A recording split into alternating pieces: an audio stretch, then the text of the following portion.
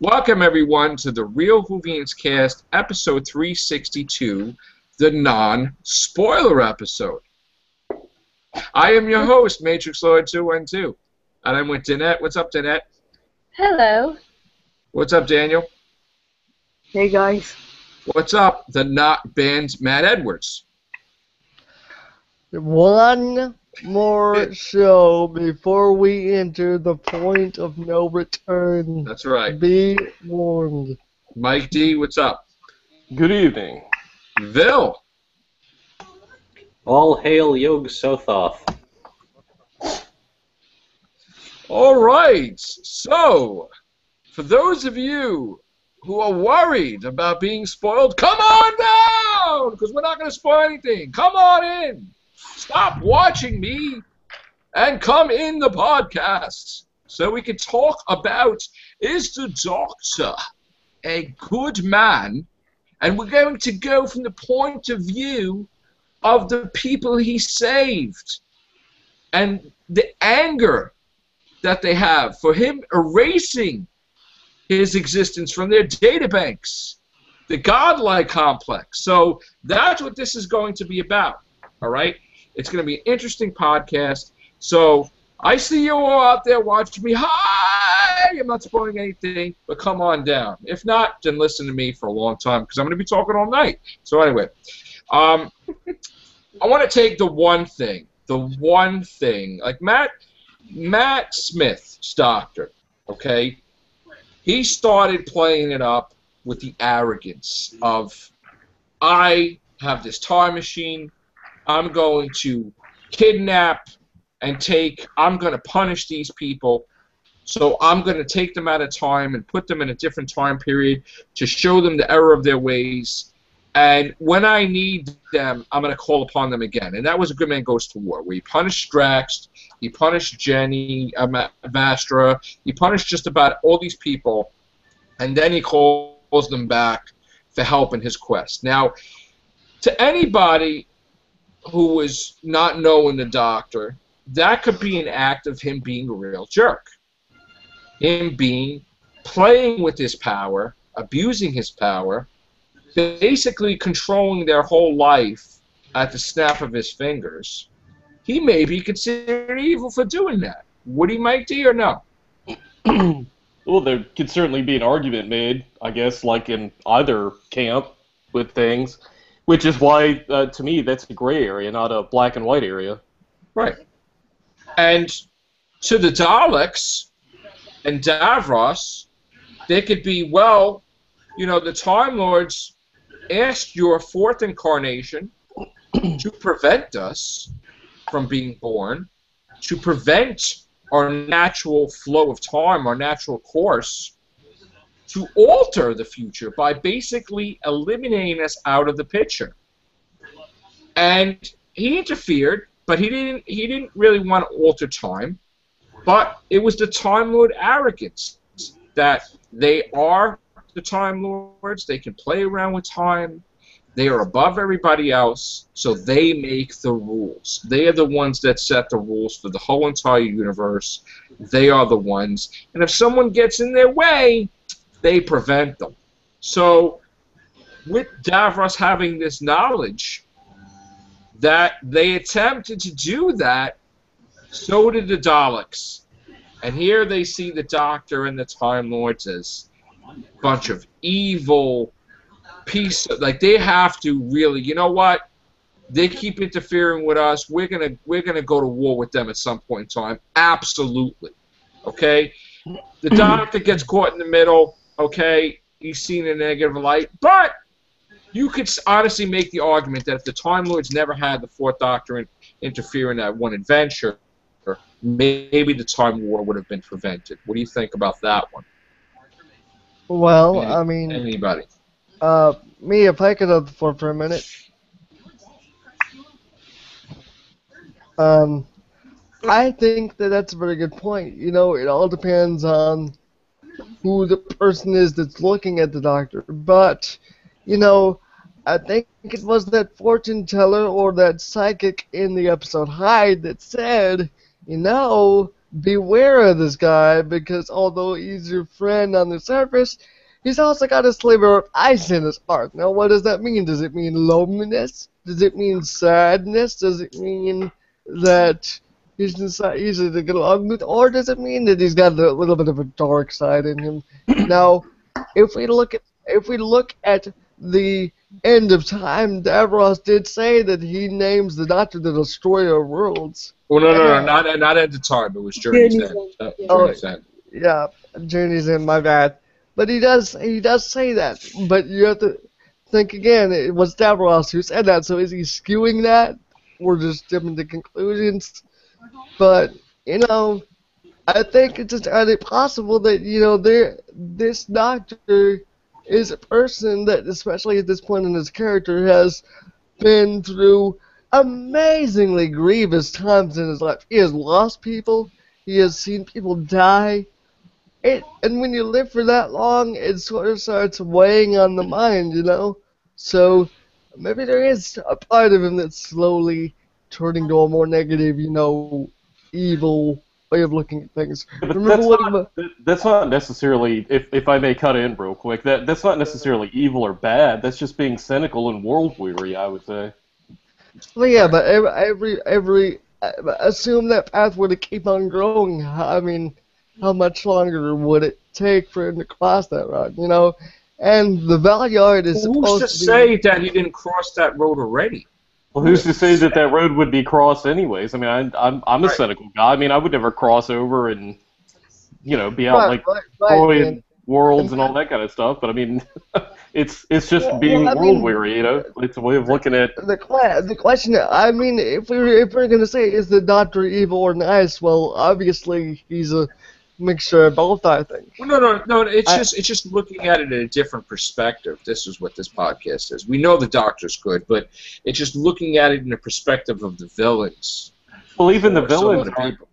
A lot of the villains really aren't truly evil as it's defined as well. They just have their own agendas and they're willing to do what they need to, just like the Time Lords. You could say they're evil by that definition. Or Yeah. Yeah. Exactly. I mean, the dialects eventually call the Doctor the Predator, the oncoming storm. Right. So that's how they see him. Right.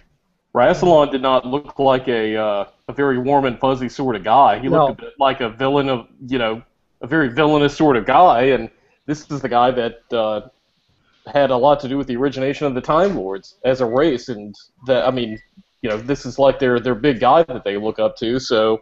Right. Hey, he's evil, right? You could even get into the debate, is the Master really evil or not? Well, no, let's just stick with the Doctor with the point of view of these villains. The Master's a villain. No, but I don't want. This is focused on the Doctor. Yeah, Joe, I can't hear. Yeah, this is sounding like Doctorcology 101. Yeah. Yeah. Well, it's really hard. I mean, is he evil if he throws somebody outside the TARDIS doors into like a burning sun, or chains somebody unbreakable chains and throws them out the asteroid, or traps somebody behind a mirror? Is that evil? Is it evil that he committed an act of genocide and killed the Arachnos? That evil? I mean... Is it evil that he could have saved the people in Pompeii, but he had to let them burn in order to save the planet? I'm sure that the family that he left there probably would have thought that if he hadn't have pulled them off at the last minute. But that's what I'm saying, is that whenever we have these podcasts talking about the governor, evil or misunderstood, and things like that, we have to define what standard we are speaking of when we use the word evil. Right. Mike, it has been said before that basically evil is what you hate and good is what you like. And when you get right down to it, there are certain things that all of us like, and not being murdered or robbed is part of that. It's all basic stuff. Right. I mean, I know that the Doctor's good. It's just an interesting perspective. I can take it outside the box to see him as something else. And the blue box. Yeah, basically. But you know,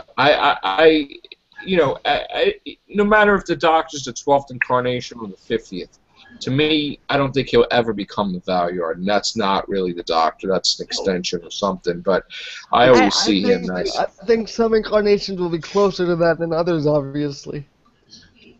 I don't think he'll ever stray, and just Well, the way I look at it, I don't care who you are. We all have a little bit of a Valuard stuck in the back of our head. Of course. What's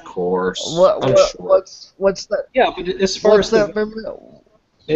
the Valuard character goes, it was already established that it wasn't the Doctor. It was something grown out of the darker sides of him, but it was clearly something created from him rather than specifically an incarnation. Well, if you listen to the audios, the Trial of the Valuard, yeah, but even if you go by Trial of a Time Lord and you leave the audios out of it, it's very clear in there that he was a separate entity.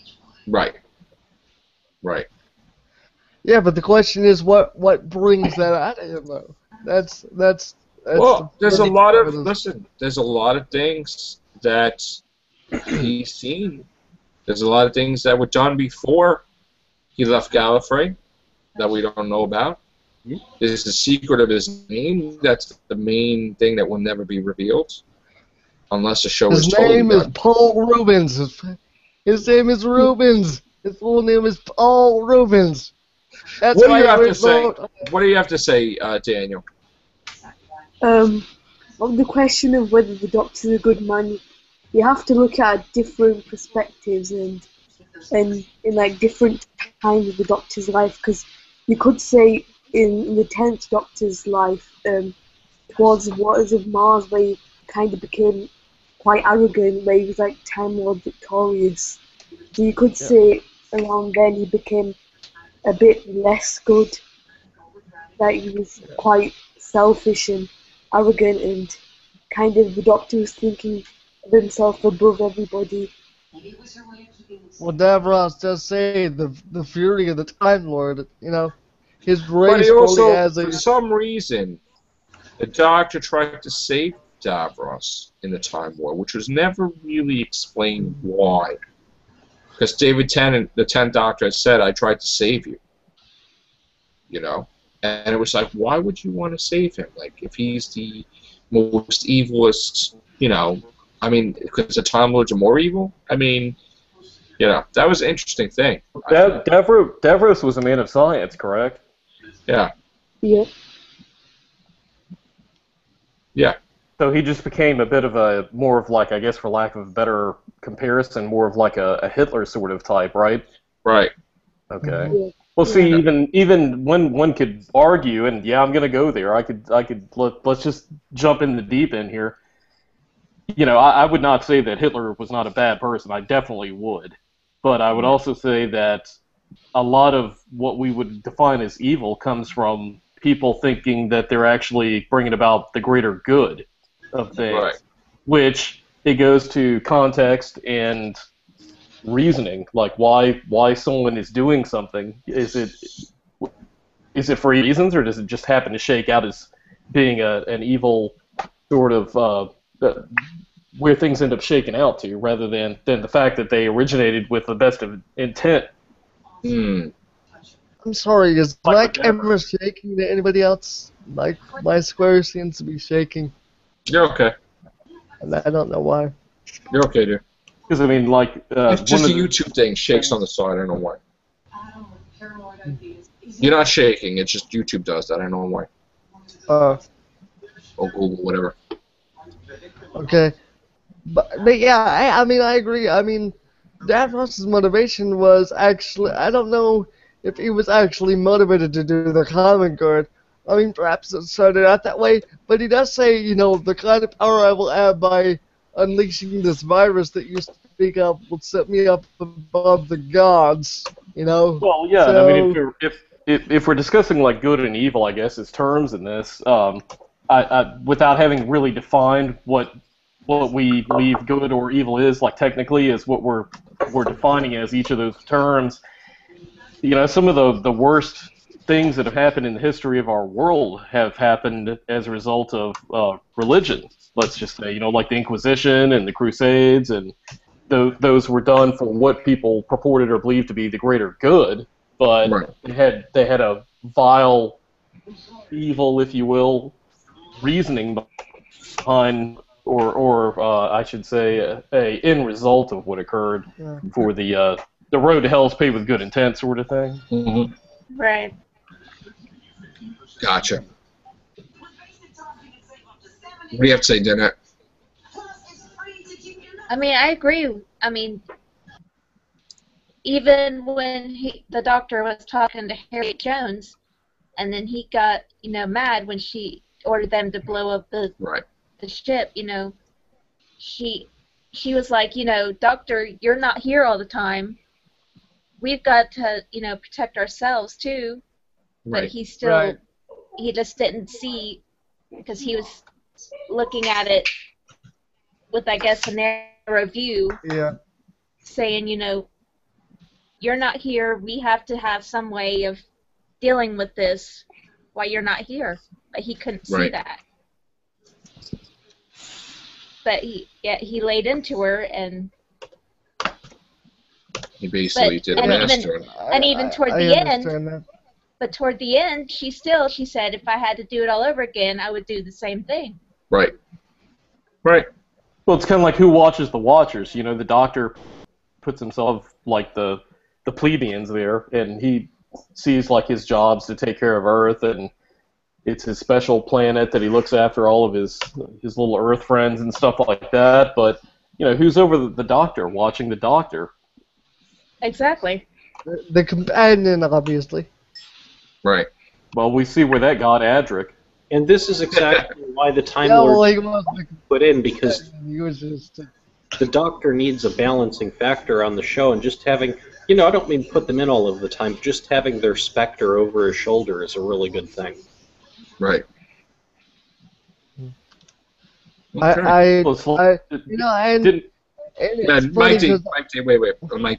Just real quick, sorry, Ben. I was going to say, didn't Clara, have Matt Smith's doc remind him that, or what was it during the, she spoke to the war doctor, I believe, right, or something? It was trying to convince him you can't do this. Yeah, she tried to tell the doctor, you can't do this. You wanted to prevent this the whole time. You talked about this moment. Yeah. So, like Bill was saying, it's a kind of a mirror. All right, Matt, you're up. Okay, well, I was gonna say it's, and again we're not spoiling anything, and I'm not gonna talk about it, but there is even some things in the scripts that deal with the kind of stuff, and I'm not gonna go into that. So this thing of the Doctor being evil seems to be a thing that's explored with each Doctor, and it's like every companion seems to go through this phase of not knowing if the Doctor's the same man. Right. So, and even Stephen Moffat has said that with the regeneration, you can tone the sliders up and down a bit. So maybe, depending on your perception of evil, one Doctor might be closer to that perception than others, But he always has that not good quite within evil, right? Right, but not quite evil. It's interesting to see. It'll be interesting to see how far this new Doctor goes, though. I will have to say. But that's about it. He's going to be awesome, I think. He's going to be awesome. All right, gang. Anything else for the short and sweet podcast? No, because before we go on to there's no way that I could say it without it being spoilery, so it doesn't need to be. So that will be the next cast. So we're going to do some spoilers in 360. So if you don't want to watch, back out now, because from this point on, it's the point of no return. That's right. Do not watch 363. You've been warned. All right. All right, guys. Take care. Bye for now.